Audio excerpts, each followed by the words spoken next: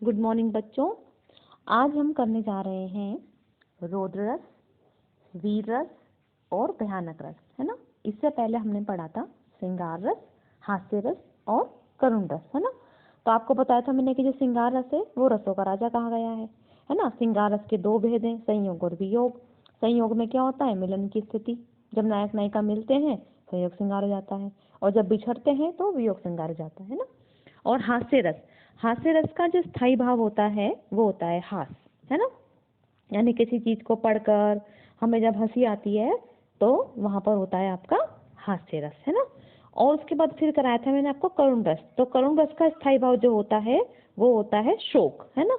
तो शोक में बताया था कि किसी चीज को देखकर जब हमारे मन में करुणा उत्पन्न होती है ना, किसी के प्रति दया उत्पन्न होती है, तो वो होता है हमारा करुण रस। और करुण रस का स्थायी भाव जो होता है वो शोक होता है ना। जैसे वह आता दो टुक कलेजे के करता पछताता, पथ पर आता पेट पीठ दोनों मिलकर हैं एक, चल रहा लकुटिया टेक, है ना। तो एक बहुत ही निर्धन व्यक्ति के बारे में बताया है कि वो इतना निर्धन है कि उसके पास खाने के लिए दो रोटी नहीं है, और वो क्या करता है, उसके पेट और पीठ जो है दोनों मिलकर एक हो रहे हैं, अर्थात बहुत ज्यादा वो कमजोर हो गया है ना। अब आज करने जा रहे हैं हम रौद्र रस, है ना। तो रौद्र रस के बारे में बेटा क्या है कि आपको ये जानना है कि जो रौद्र होता है, क्रोध नामक मनोविकार का जब सभी भावों से संयोग होता है तब रौद्र रस की उत्पत्ति होती है ना। तो रौद्र रस का अगर हम बोलें कि रौद्र रस का स्थायी भाव क्या है, तो आपको पता होना चाहिए कि रौद्र रस का स्थायी भाव जो होता है वो होता है क्या, क्रोध, है ना। जैसे करुण का शोक था और रौद्र का क्रोध, श्रृंगार का रति और हास्य का हास, है ना। तो रौद्र का कौन सा होता है, रौद्र का होता है क्रोध। क्रोध जो होता है वो उसका स्थायी भाव होता है ना। अब इसका एक हम उदाहरण पढ़ते हैं। क्या, श्री कृष्ण के सुन वचन अर्जुन क्रोध से जलने लगे, सब शोक अपना भूल कर करतल युगल मलने लगे, संसार देखे अब हमारे शत्रु रण में मृत पड़े, करते हुए ये घोषणा वे हो गए उठ खड़े, है ना बेटा। तो यहाँ पे क्या है, यहाँ क्रोध स्थायी भाव है, आश्चर्य अर्जुन है, आलंबन शत्रु है, क्रोधपूर्ण घोषणा अनुभाव है, आवेग उग्रता आदि इसके संचारी भाव है ना। तो रौद्र रस के बारे में आपको मैं थोड़ा सा और डीपली पढ़ाना चाहती हूँ कि जब किसी शत्रु, किसी विपक्षी, किसी अहितकारी या बुरा चाहने वाले लोगों की चेष्टाओं और कार्य को देखकर अपने अपमान, अहित, निंदा, अवहेलना अथवा अपकार का जो भाव मन में जागता है ना, यदि कोई हमारा शत्रु है, यदि कोई हमारा विपक्षी है, यदि कोई हमारा बुरा चाहने वाला है ना, उनके कार्य को देखकर हमारे मन में उनके प्रति निंदा, अहित, अपमान के भाव जो उत्पन्न होते हैं ना, वही पुष्ट होकर रौद्र रस का रूप धारण करते हैं ना। तो रौद्र रस का स्थायी आपको बता दिया है मैंने, क्रोध, है ना। तो अब रौद्र रस का हम एक और उदाहरण करेंगे। तो देखो, ये घड़ा पाप का हमें फोड़ना होगा, अधिकारवाद का किला खड़ा। दोबारा सुनो, ये घड़ा पाप का हमें फोड़ना होगा, अधिकारवाद का किला खड़ा, छाती पर करके प्रहार ये किला तोड़ना होगा। क्या, छाती पर करके प्रहार ये किला तोड़ना होगा, है ना बेटा। तो ये आपके रौद्र रस के उदाहरण हो गए, है ना बेटा। तो ये आपको आप पता होना चाहिए कि जो रौद्र है, रौद्र का स्थायी भाव क्रोध है, और जब क्रोध को देखकर रौद्र हमारे मन में जो गुस्सा आता है उस गुस्से को हम क्रोध में करते हैं, यानी कि रौद्र का स्थायी भाव क्रोध हो गया, और आपको मैंने इसके बारे में आपको बता दिया है, ठीक है बेटा। अब अगला जो हमारा है वो है हमारा कौन सा रस, रौद्र के बाद हम करेंगे वीर रस, है ना। तो वीर रस में क्या है, जब विभाव, अनुभाव और संचारी भाव से उत्साह नामक स्थायी भाव का संयोग होता है तब वह वीर रस कहलाता है ना। जब क्या होता है, विभाव, अनुभाव और संचारी भाव से उत्साह नामक स्थायी भाव। अब इसका स्थायी भाव क्या हो गया, इसका स्थायी भाव हो गया उत्साह। वीर रस का स्थायी भाव उत्साह। पेपर में पूछा जाता है बार बार कि वीर रस का स्थायी भाव क्या होता है, तो आप बताएंगे वीर भाव का स्थायी भाव उत्साह होता है ना, तब वीर रस कहलाता है ना। अब वीर रस के बारे में और जानते हैं थोड़ा डीपली। शत्रु के घमंड को तोड़ने दीनों की बुरी दशा तथा धर्म की दुर्गति को मिटाने अथवा किसी कठिन कार्य को करने का निश्चय करते हुए जो तीव्र भाव हृदय में पैदा होता है वह उत्साह है। यह उत्साह ही विभावों के द्वारा जागृत अनुभवों द्वारा व्यक्त तथा संचारित द्वारा पुष्ट होकर रस बनता है। अब वीर रस का स्थायी भाव क्या हो गया? उत्साह। शत्रु, दीन, याचक अथवा खलनायक आलम्बन होते हैं। सेना, दुश्मन की ललकार, युद्ध के बाजे अथवा वीर गीत उद्दीपन बनते हैं। आंखों में खून करना, शस्त्र संभालना, गर्जन करना, ताल ठाक ठोकना आदि अनुभाव है ना। तो स्मृति, ईर्ष्या, हर्ष, गर्व तथा रोमांच आदि इसके संचारी भाव है ना। तो अब हम इसका एक उदाहरण पढ़ते हैं वीर रस का। मैं सत्य कहता हूँ सखे, सुकुमार मत जानो मुझे, यमराज से भी युद्ध को प्रस्तुत सदा मानो मुझे, है ना बेटा। तो यहाँ पे अभिमन्यु के जो वचन हैं ये बताए गए हैं और ये सबसे अच्छा उदाहरण होता है वीर रस को याद करने का।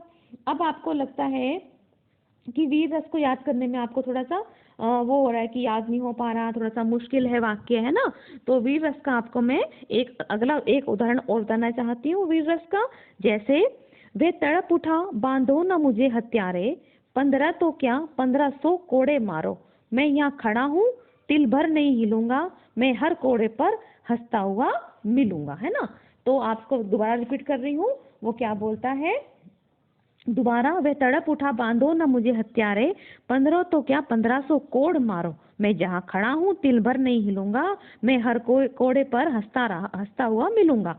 एक अन्य उदाहरण ले लो। वे खून कहो किस मतलब का, वह खून कहो किस मतलब का, जिसमें उबाल का नाम नहीं, वह खून कहो किस मतलब का, आ सके देश के काम नहीं, है ना। तो ये आपका हो गया कौन सी भाषा में? खड़ी बोली में हो गया, जो आप आराम से याद कर पाओगे। वह खून कहो किस मतलब का, जिसमें उबाल का नाम नहीं, वह खून कहो किस मतलब का, आ सके देश के काम नहीं, है ना। तो ये हो गया हमारा वीर रस। तो जो वीर रस है, वीर रस का जो स्थायी भाव है वो है उत्साह। ठीक है बेटा। अब हम अगला करेंगे भयानक रस।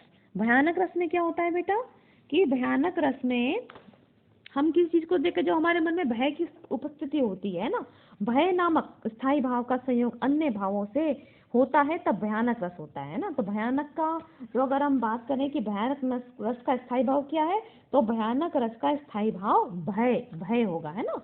तो किसी डरावनी वस्तु या व्यक्ति को देखने से, किसी अपराध का दंड मिलने के भय से मन में जो व्याकुलता उत्पन्न होती है ना, यानी कि हमने कोई वस्तु देख ली है, उससे हमारे मन में डर पैदा हो गया है ना, मन में क्या हो गया, व्याकुलता हो गई है, वही भय है। भय का भाव जब विभावादि द्वारा जागृत होकर अनुभवों द्वारा व्यक्त होकर तब संचारी भावों द्वारा पुष्ट होकर सामने आता है, तो वो भयानक रस कहलाता है ना। तो भयानक रस का देखो उदाहरण क्या है। एक और अजगरी देखी, है ना, एक और इसका एक पहले एक करा देती हूँ। नभते झटपट बाज लखी, भूल्यो सकल प्रपंच, कंपित न तन व्याकुल नयन, लावक हिलियो न रंच, है ना बेटा। तो अब इसको हम थोड़ा सा मुश्किल लग रहा होगा आपको, समझ में नहीं आ रहा होगा, है ना। तो इसका एक बहुत आसान सा उदाहरण जो आपने अपनी क्लास में भी करा था और आपने इसकी पोएम भी पढ़ी है, क्या? बादल गरजो घेर घेर घोर गगन धाराधर ओ, ये आपका भयानक रस का सबसे आसान उदाहरण है। क्या? बादल गरजो घेर घेर घोर गगन धाराधर ओ, है ना। एक ये हो गया। एक आपसे इसी भयानक रस के बारे में पूछा जाएगा, जैसे ये लिखा हुआ जाएगा, एक और अजगरी लखी, एक और मृगराय, विकल बटो ही बीच ही पर्यो मूर्छा खाए, है ना।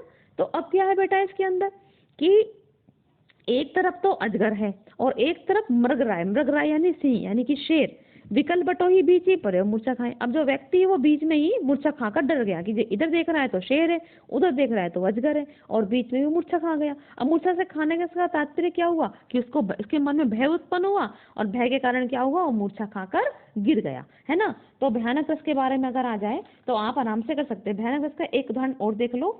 अटपटी उलझी लताएं डालियों को खींच लाए, पैर को पकड़े अचानक प्राण को कसले कपाएं, सांप सी काली लताएं बला की पाली लताएं। लेकिन अगर आपको मैं बात करूं भयानक रस के बारे में, तो आपको सबसे अच्छा जो याद होगा, सबसे जो आसान है वो यही है, बादल गरजो घेर घेर घोर गगन धाराधर हो। जैसे कि हमारा करुण रस का कराया था, ए मेरे वतन के लोगों जरा आंख में भर लो पानी, जो शहीद हुए हैं उनकी जरा याद करो कुर्बानी। ठीक है बेटा। तो आज का हम यहीं पे इसको विराम देते हैं और आपको 3 रस बता दिए हैं, तीनों को आपको करना है और आपको बता चुकी हूँ। हर रस के बारे में अगर मैंने श्रृंगार रस, श्रृंगार का स्थल को रति बताया है, हास्य का हास, करुण का शोक, रौद्र का क्रोध, वीर का उत्साह और भयानक का भय। तो आपको ये अपनी हिंदी की व्याकरण